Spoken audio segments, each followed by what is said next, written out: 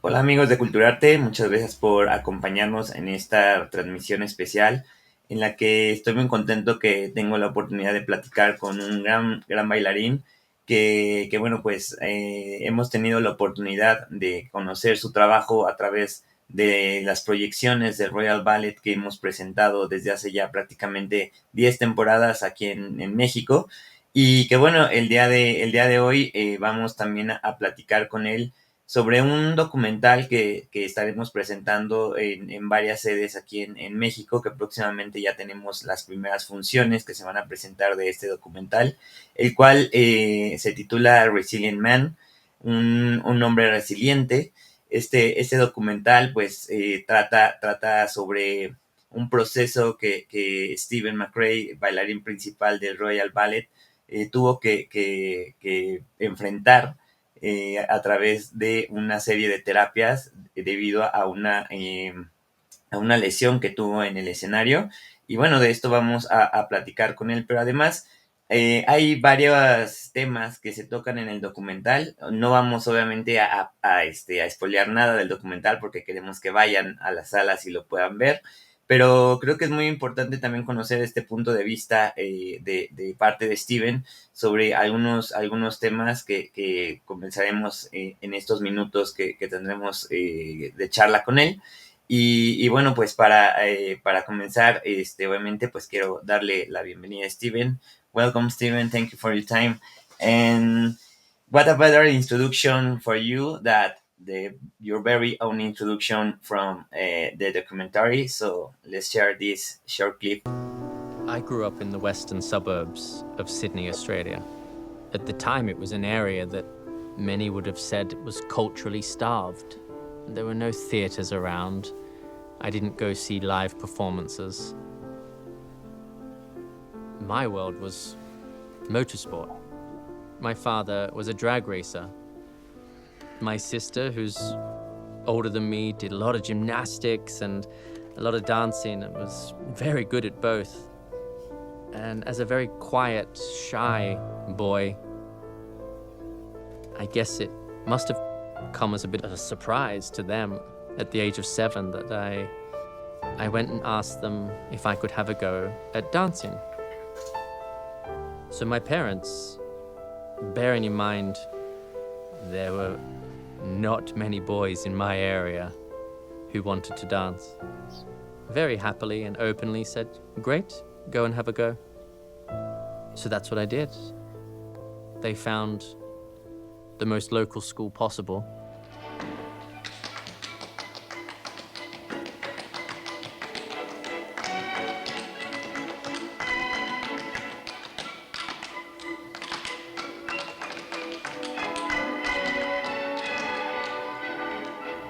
That little local school had some of the best teachers you'll ever find in the world. They ignited this passion within me for dance that has driven me from that very first lesson to where I am now.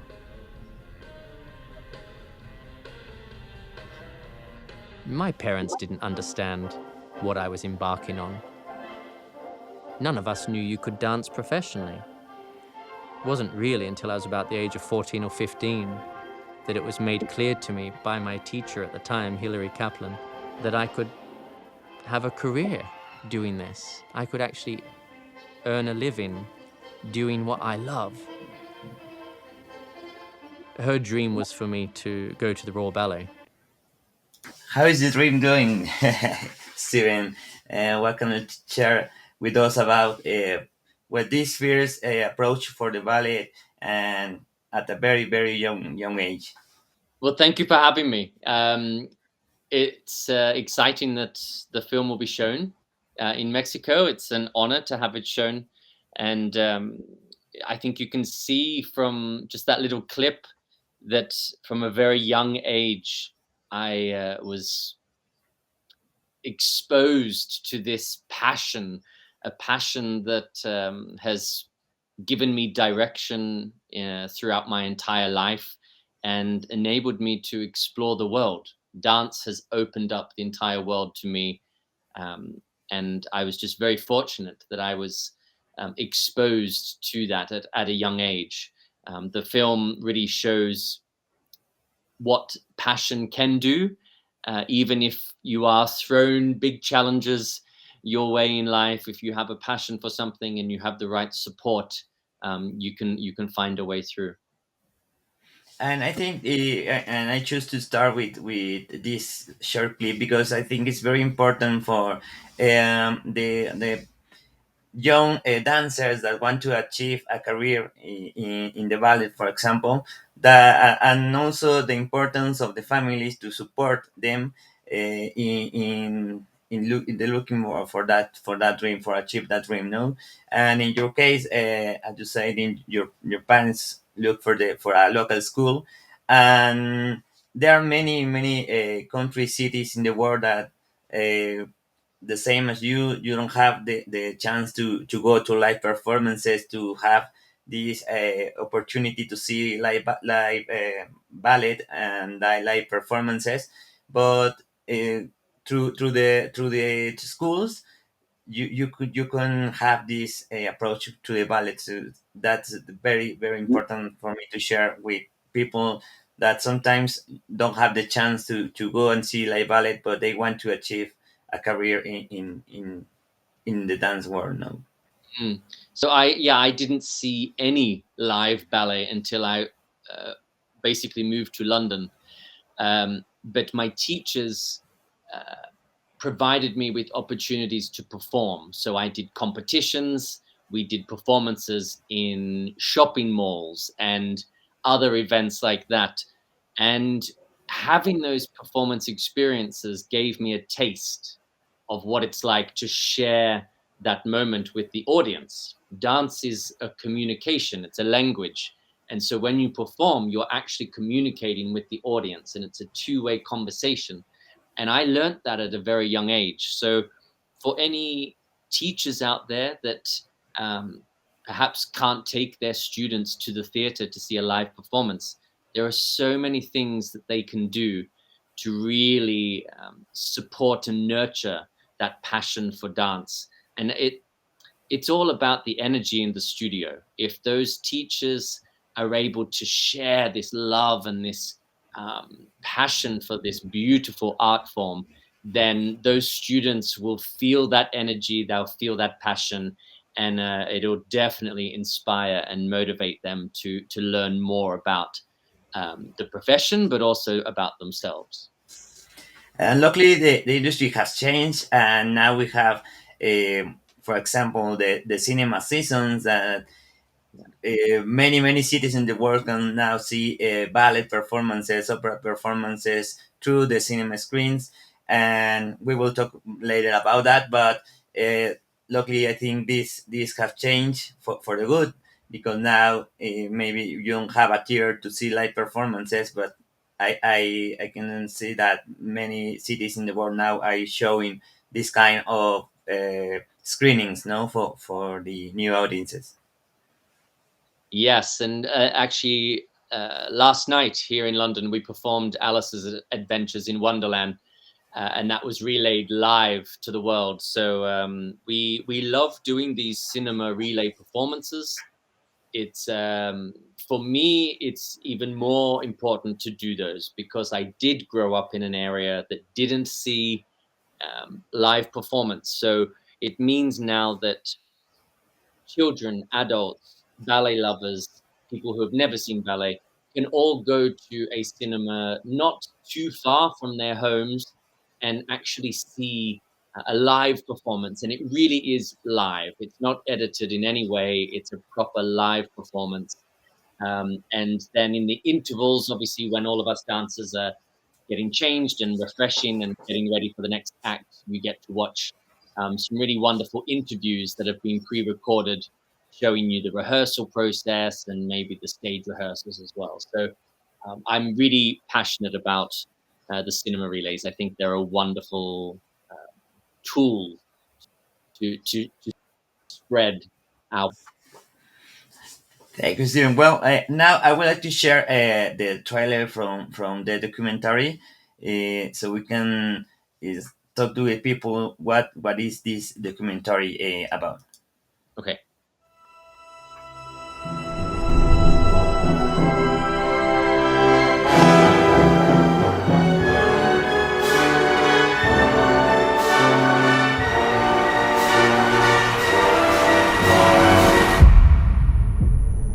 My Achilles snapped on stage. You will realize that it is necessary to stop the performance. I was there thinking that that's it. Career finished. As we reached around 18 months, Keep going. it's time to dance. Okay, let's keep going. It was time to return to the opera house. You can't be greedy at the moment. I know I am making progress, Good, Steve. but it needs to be more. Let's go. Let's do it. One act at a time, one step at a time. You've got almost 6 weeks. Careful, Steve, no higher. Just go where it is now. 5-6 weeks isn't long. There's a huge chance that this next show could wipe me out again. Oh, please don't say that. I don't think, sadly, it's just a painful cut. Can I do it? I want to be the artist again. I want the freedom. This is my story now.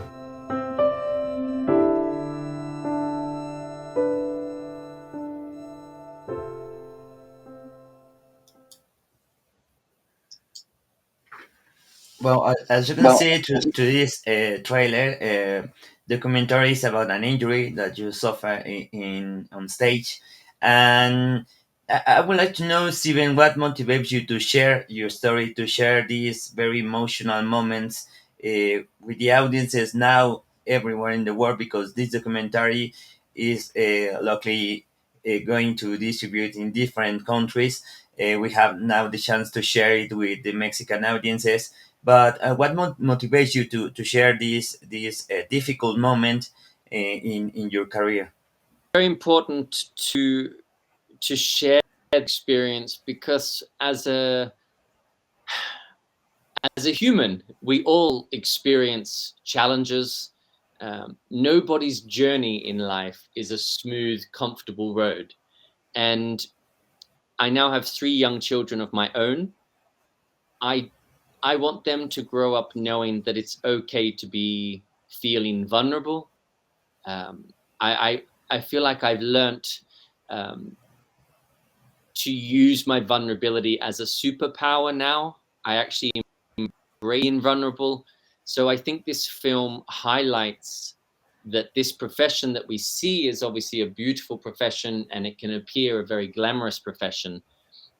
It's also a profession that people don't understand, and the physical and mental toll that it takes to achieve any of these professions that it uses the human body really, really does push you to the limit.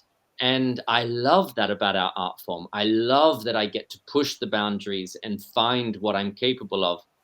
But I also know that we can protect the next generations in ways that will enable their careers to be healthier, longer, and really enable the art form to flourish. So the film, it is to inspire people going through their own challenges.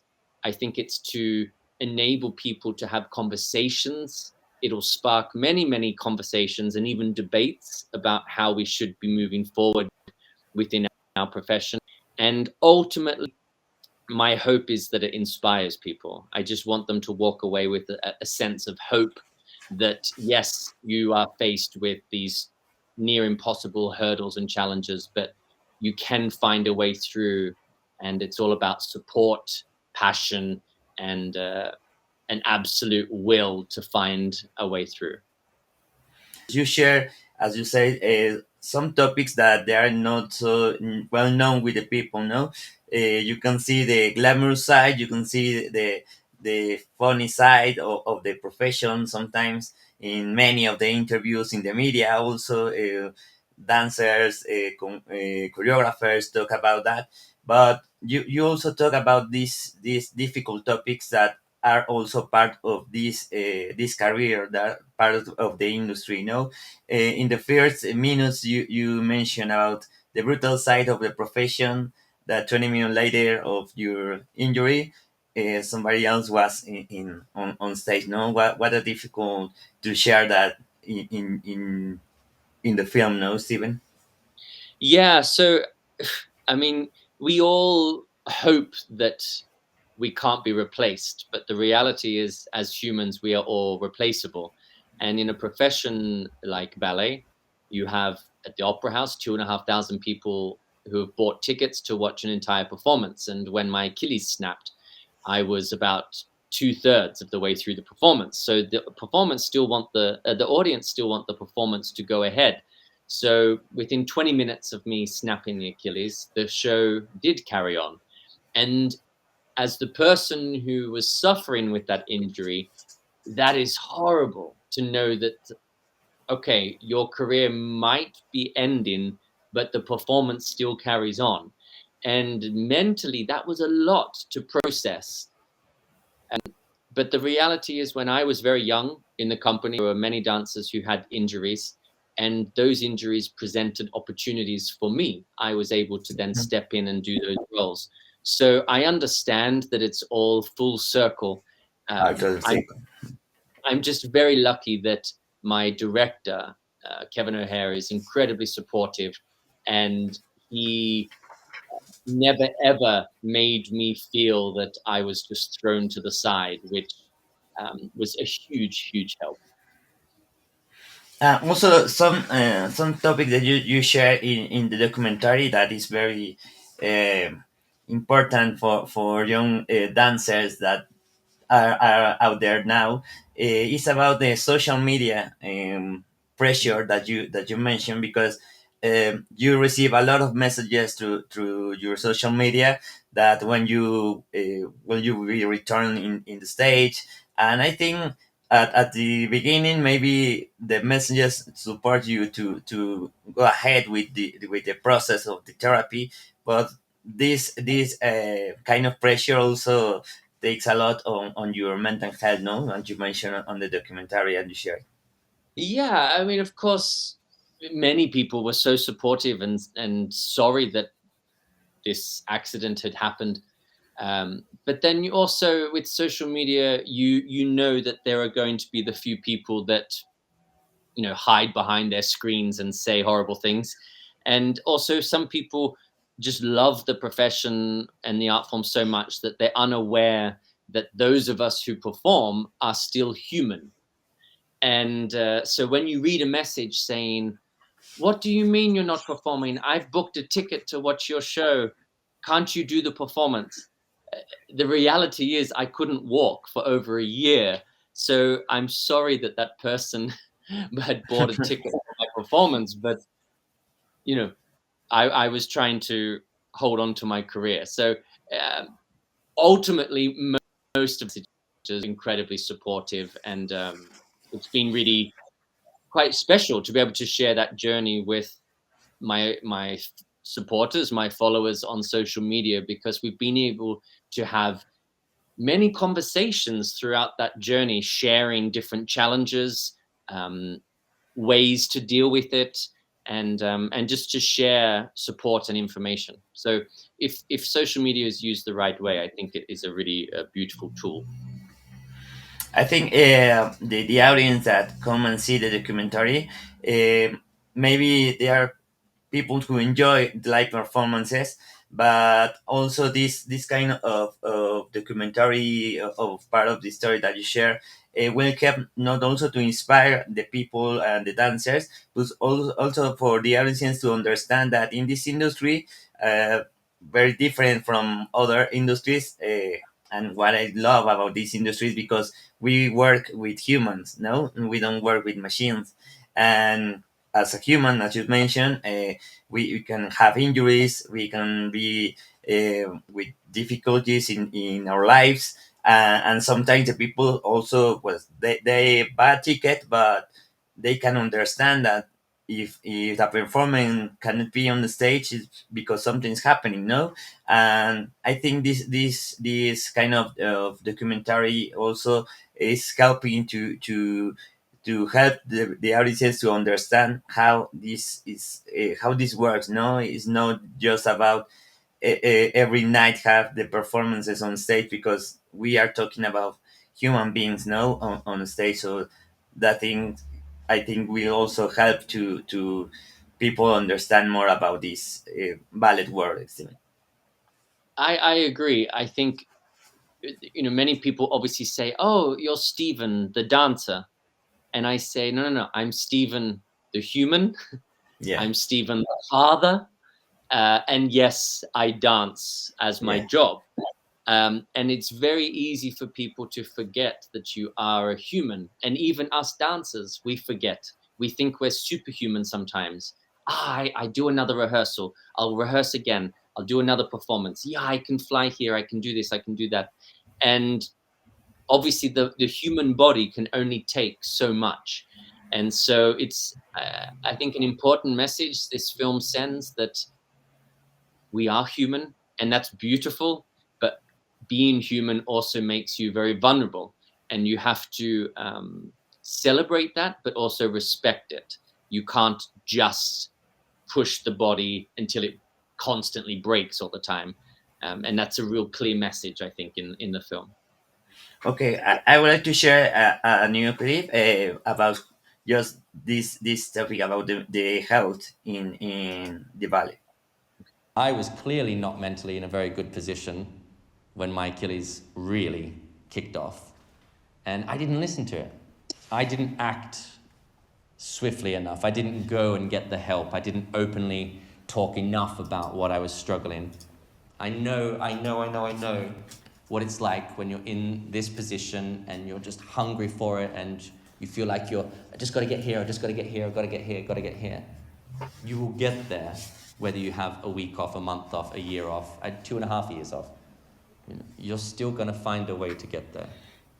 Please, just promise me that your health has to come first, no matter what pressures you feel like you're under. Look after yourself. Okay, as you say here in this short clip, the health comes first, no, Steven? Something that you learn through this process of your therapies. And I think this clip is one of my favorite because you're also sharing this with the future students, from the Royal Ballet School, and this will be, as you were talking with all the people, with all the dancers in many different countries that come and see this documentary in the cinema screen too. And now what can you share about this importance of the health, mental and physical health in the ballet? When we're very young, we are so focused on just climbing the ladder and the next step, the next step, the next step. And you live each day as it comes. I just need to do this. And then you think, tomorrow I'll worry about that tomorrow. But as you get older, you realize you need to be thinking much more long term. You need to be thinking of your overall health and well-being. And so that's why the conversation with those students was so important, because right there at that moment, all they were worrying about was getting a contract or a job with a company. And that's great. Of course, that's the goal when you're graduating.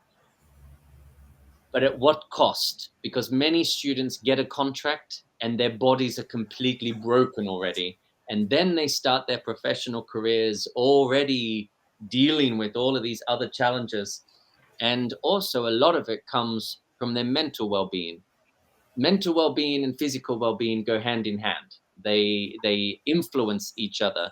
And so it was really a conversation with them to encourage them that have conversations with people, inform people that you're feeling overwhelmed or the body is struggling, because there are people that can help you and support you and find ways through it. And also, it's just encouraging them sometimes to take a break. Dancers are terrified of having any time off because they feel as if they're going to forget how to dance and they'll be out of shape overnight.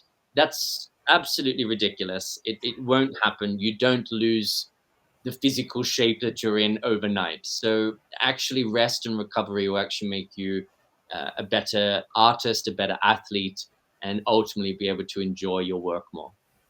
Yeah, a very, very good advice, because as you said, many dancers thought that they have to continue and push and push and push. And when they have an injury, sometimes it's a less injury, but the injury is going to be worse if they don't stop at the right time, no, Steven?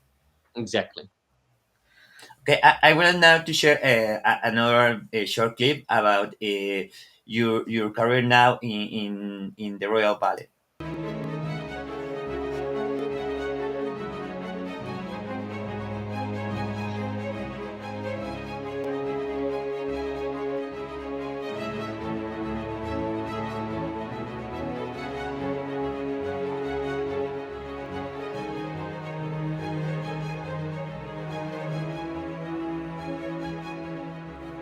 To join the Royal Ballet Company.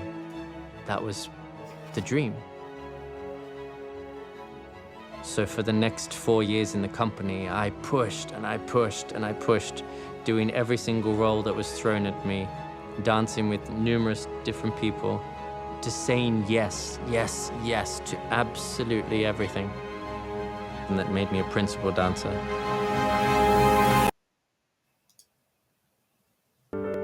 The whole culture has to work together and say, right, let's make this better, let's change it, let's make sure that the dancers finish their careers because they choose to finish, not because they have to, not because their body has just given in. I need the profession to change. Okay, to finish this little interview with you, Steven, this clip about what you want to change in the culture, what you want to change in this ballet world.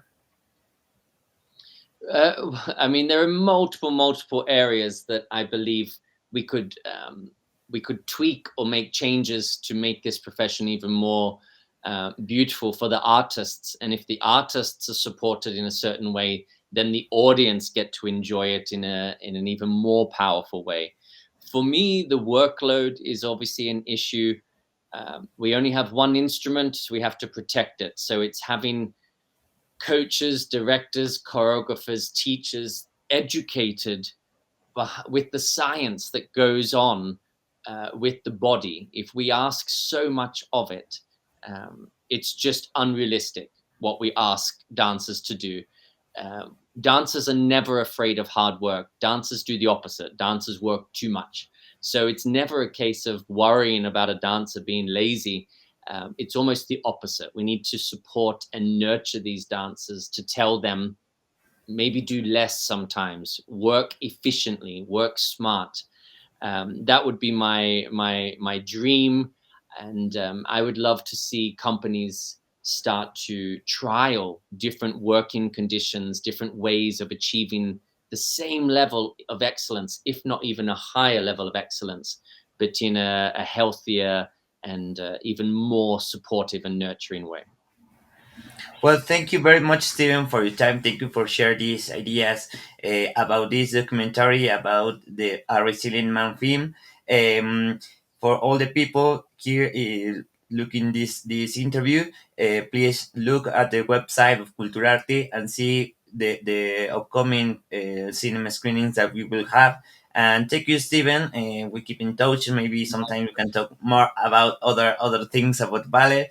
And thank you very much. And Definitely.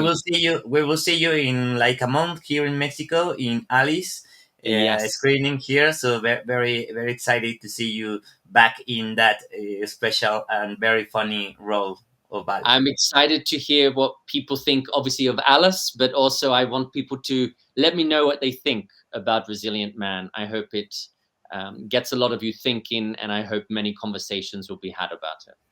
Yeah, we will share with you all the comments that we have from the people here in Mexico. Thank you very much, Steven. My pleasure. Thank you for your time. Bye bye.